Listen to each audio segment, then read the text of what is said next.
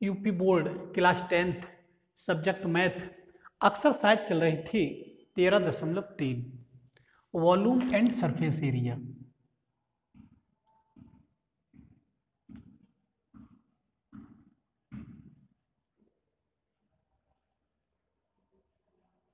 Volume and surface area. इस exercise के मैं आप लोगों के लिए 3 क्वेश्चन करवा चुका हूं और क्वेश्चन नंबर 4 में क्या कहा गया है, एक बार क्वेश्चन को पढ़ रहा हूं। ठीक, ध्यान दें। क्वेश्चन में ये कहा गया है कि व्यास 3 मीटर का एक कुआं 14 मीटर की गहराई तक खोदा जाता है। तो जो कुआं होता है, तो कुआं तो बेलनाकार होता है, तो बेलनाकार कुआं खोदा गया है। ये कोई बेलनाकार कुआं है,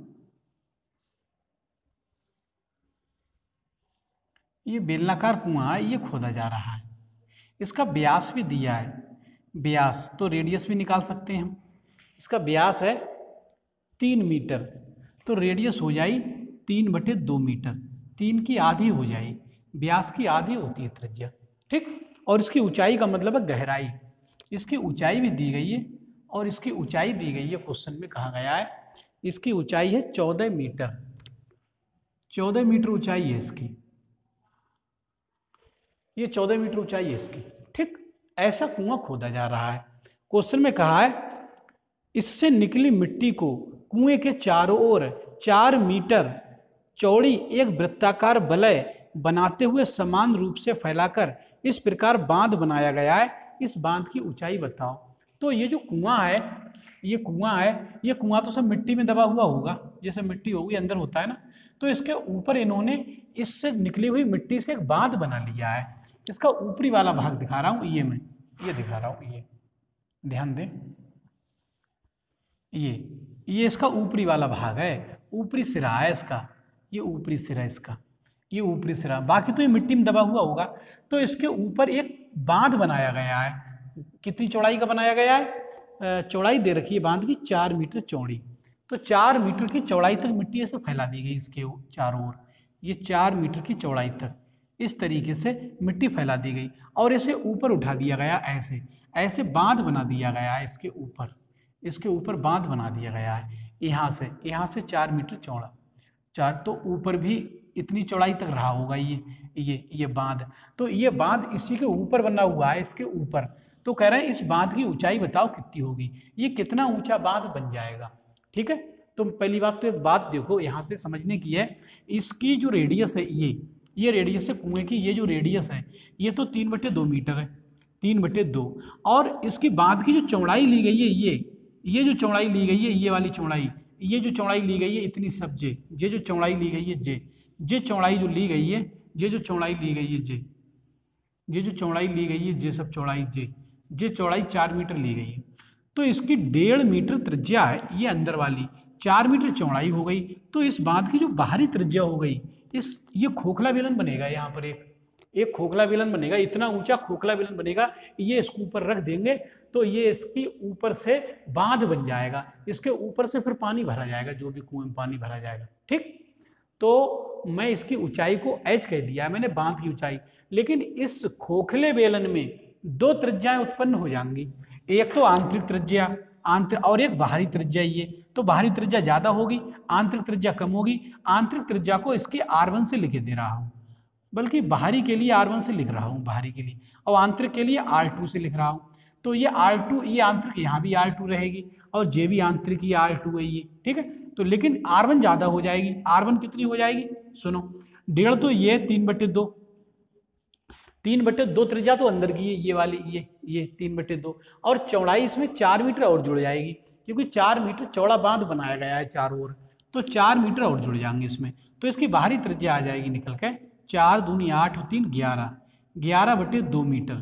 तो 11/2 मीटर इसकी, 11/2 मीटर इसकी बाहरी त्रिज्या होगी, और भीतरी त्रिज्या तो यही काम करेगी, ये वाली R2 जो इसमें थी वही इसमें थी।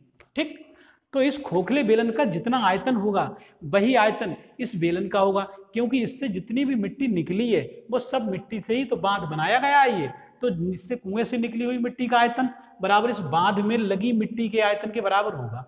ठीक, तो पहले मैं कुएं का आयतन निकाल रहा हूं और इस खोखले बेलन का आयतन निकाल रहा हूं। तो दोनों के आयतन बराबर कर देंगे। ठीक, तो यहाँ लिख दे रहा हूं मैं, कुएं का आयतन, कुएं का आयतन बराबर होगा बांध में लगी मिट्टी का आयतन, बांध में लगी मिट्टी का आयतन। तो ये दोनों बराबर होगा, क्योंकि जो मिट्टी उससे निकल के आई है उसी से बांध बनाया गया है। ठीक, अब कुएं का आयतन, कुआं है बेलनाकार, तो बेलन का आयतन कितना होता है? बेलन का आयतन होता है पाई आर स्क्वायर एच।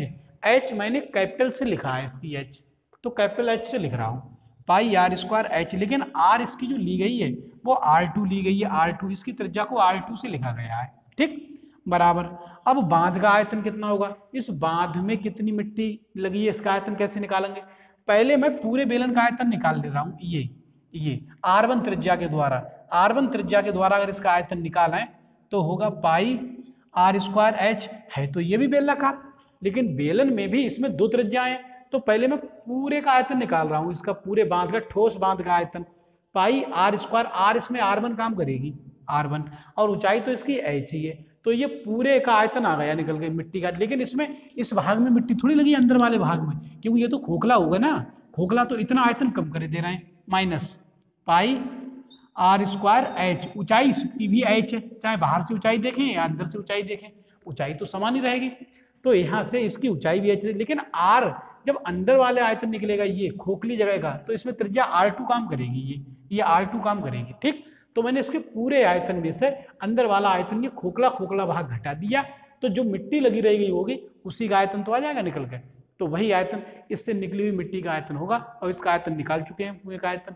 ठीक, तो इस कॉन्सेप्ट का प्रयोग करेंगे हम, और यहाँ से हमें एच कैलकुलेट करना है, स्मॉल एच, ये सब दी हुई है। देखो ध्यान दें, पाई तो ऐसे ही, पाई तो ऐसे ही, और R2 त्रिज्या R2 3/2 है, तो 3/2 का स्क्वायर हो जाएगा, पाई R2 स्क्वायर।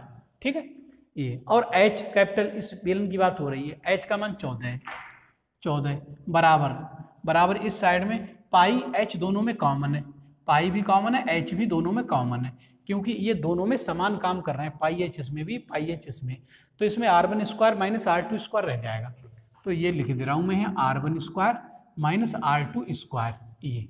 ठीक, अब वैल्यू इसमें सभी के पुट कर देंगे, यहाँ से पाई से तो पाई कैंसिल हो जाएगा, पाई इधर भी है इधर भी है, तो यहाँ से होंगे 3 3 9, और बटे नीचे 2 दूनी 4, और इंटू H का मान 14 है ही, इसे ऐसे लिख दे रहे हैं बराबर। यहाँ से H निकालना है हमारे लिए, और R1 का मान है, R1 का मान निकाल चुके हैं, R1 का मान 11/2, तो R1 के स्थान पे 11/2 का स्क्वायर माइनस R2, इसकी आंतरिक त्रिज्या R2, तो R2 ये भी R2 थी 3/2, तो ये 3/2 हो जाएगी, 3/2 का स्क्वायर। ठीक, तो यहाँ से 2 से काट दे रहे हैं, 2 दूनी 4 और 2 सत्ते 14, 9 सत्ते 63, तो ये हो जाएंगे, और बटे नीचे 2 ये हो जाएंगे बराबर। यहाँ से H और ये हल हो जाएंगे, 11 11 में 121 बटे 2 दूनी 4 माइनस 3 3 9 बटे 2 दूनी 4। ठीक, तो यहाँ से 63/2 बराबर H तो ऐसा ही, तो 121 में से 9 घट जाएंगे, तो 112 आ जाएंगे, 112/4, ये 2 से कट जाएंगे, तो 2 से काट दे रहा हूँ, 2 दूनी 4, 2 पंजे 10, 2 छंग 12। ठीक है, तो ये आ गए 63/2 बराबर। ठीक, 63/2 बराबर, यहाँ से H और गुणा में मिल गए 56/2, तो 2 से 2 तो कट जाएंगे दोनों तरफ, इधर भी 2 इधर भी 2, ये तो कट जाएंगे, तो बचा क्या, यहाँ बचे 63 और बराबर यहाँ बचा आपका 56H।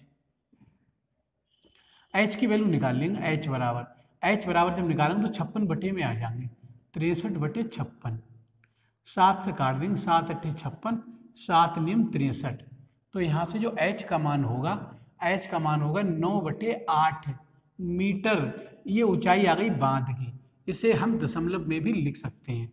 ये जो बांध की ऊंचाई है, जो बांध बना हुआ है, ये 9/8 मीटर का है। 9/8 मीटर का मतलब कितना हुआ, मैं भाग भी करके दिखा दे रहा हूँ यहाँ। 9/H बराबर 8, 8 से काट देंगे, 8 एकम 8, 1 बचेगा, 0.010 हो जाएंगे, फिर 8 एकम 8, तो 2 बचेंगे, दशमलव लगा के 0 उतार लेंगे तो 20 हो जाएंगे, 8 दूनी 16, फिर 4 बचेंगे, दशमलव लगा के 0 उतर जाएगा एक, तो 4 8 पंजे 40, तो ये आ जाएगी ऊंचाई। अगर भाग कर देंगे तो भाग करने पर ये आ जाएगा 1.125 मीटर।